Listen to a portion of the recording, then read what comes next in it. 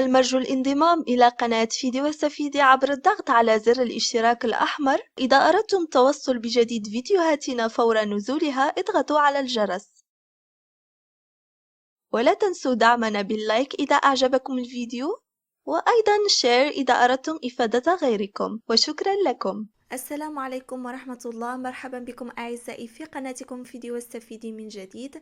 اليوم إن شاء الله سأقدم لكم وصفة طبيعية، هي عبارة عن مشروب لعلاج السعال أو الكحة، سواء كانت جافة أو التي يرافقها البلغم. طبعا نحن الآن في فصل الخريف وجد مقبلون على فصل الشتاء، ونعلم أنه في هذا الفصلان تكثر الأمراض ونزلات البرد مثل الكحة، السعال، الأنفلونزا، وأيضا اللوزتين، والتهاب أيضا، وألم المفاصل والعظام إلى آخرها من الأمراض الأخرى. هذا المشروب صالح للرجال والنساء وأيضا الأطفال الذين يتجاوز عمرهم 10 سنوات. سوف نعتمد فيها على مكونات طبيعية متواجدة في كل بيت، جد بسيطة جد رخيصة، ولن تحتاجوا إلى شرائها حتى، فأكيد أنها متواجدة في بيتكم. قبل أن أقدم لكم الوصفة أريد أن أذكر لكم أنني نزلت فيما سبق مشروب يحميكم من نزلات البرد، سأضع الرابط تحت في صندوق الوصف، فقوموا بالاطلاع عليه لأنه رائع جدا، ولن تحتاجوا إلى كل هذه الوصفات الأخرى التي تعالج هذه الأمراض. على بركة الله سأقدم لكم مكونات هذه الوصفة. سنحتاج أولا إلى الكركم. من الأفضل أن تشتروا الكركم أعواد، أنا أشتريه أعواد وأطحنه في البيت لكي أتأكد من أنه طبيعي 100% وليست به أي إضافات. ثاني مكون هو الفلفل الأسود، نفس الشيء، من الأفضل أن تشتروه حبوب وتقوموا بطحنه في البيت. ثالث مكون هو أعواد القرفة. هنا أنتم مخيرون بين استخدام أعواد القرفة أو القرفة المطحونة. يمكنكم استخدام القرفة المطحونة، لكن أنا دائما أفضل القرفة أعواد، حتى في الطبخ أطبخ بها لأنها تعجبني. آخر مكون سنحتاج إليه هو العسل الطبيعي. أنا هنا سأستخدم عسل الدغموس، يمكنكم استخدام أيضا عسل أوكاليبتوس أو عسل ليمون.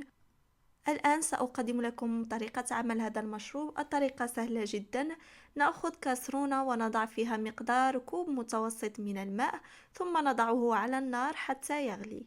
بعدها نقوم بأخذ الماء ونضعه في الكأس الذي قسنا به، لكن هنا لا نقوم بغلي الأعشاب في الماء لأن هناك الكثير من الناس يغلطون ويفعلون ذلك. الآن لا نترك الماء حتى يبرد، نقوم مباشرة بإضافة ملعقة صغيرة من الكركم إلى الماء. بعد ذلك نضيف رأس ملعقة من الفلفل الأسود، لا نكثر من الفلفل الأسود، نضع القليل فقط. نضيف مقدار عودين صغيرين من أعواد القرفة، وإذا لم تتواجد قومي بإضافة رأس ملعقة صغيرة من القرفة. ونضيف إلى هذه الأعشاب ملعقة صغيرة من العسل الطبيعي. والآن نقوم بتحريك وخلط كل هذه المكونات مع الماء، نتركها لمدة ثواني حتى فقط تطلق لنا كل المزايا في الماء. يمكنكم تصفيتها كما يمكنكم شربها كذلك، ليست هناك مشكلة. أنا لا أصفيها لأنها تنزل إلى قاع الكأس، لكن إذا كانت تزعجكم قوموا بتصفيتها. بعد ذلك تشربون هذا المشروب وهو ساخن، يجب عليكم أن تستهلكوه وتشربوه وهو ساخن. إذا برد فقوموا بعمل كأس آخر. الآن بالنسبة لطريقة شربه، إذا كنتم تعانون من كحة صعبة سواء كانت جافة أو مصاحبة للبلغم، فقومي بشرب كوبين في اليوم. أنت تختارين واحد صباحا وواحد مساء، لكن ضروري بعد الأكل، لا تشربيه قبل الأكل، اشربيه بعد الأكل. ويفضل الكوب الأخير أن تشربيه قبل النوم. الآن إذا كانت الكحة متوسطة أو بدأت الكحة لم تصبح شديدة بعد، فاشربي كوب واحد قبل النوم، وبعد ذلك تغطيه لكي يعطي هذا المشروب مفعوله. غالبا لن تحتاج إلى أكثر من 3 أيام حتى تذهب الكحة يعني بالكامل، لكن بعض الأحيان في بعض الحالات يمكن أن تأخذ حتى أسبوع، لكن هذا المشروب يعطي نتيجة سريعة جدا جدا، خصوصا إذا لحقت الكحة قبل أن تصبح شديدة. أنا جربت هذا المشروب بصراحة رائع جدا وجميل، ومذاقه ليس قبيحا أبدا، فقط يكون حار قليلا بسبب الفلفل الأسود، لكنه أبدا ليس قبيح. ونعلم كم هي فوائد الكركم بالنسبة للجسم، وأيضا فوائد القرفة، الفلفل الأسود والعسل الطبيعي.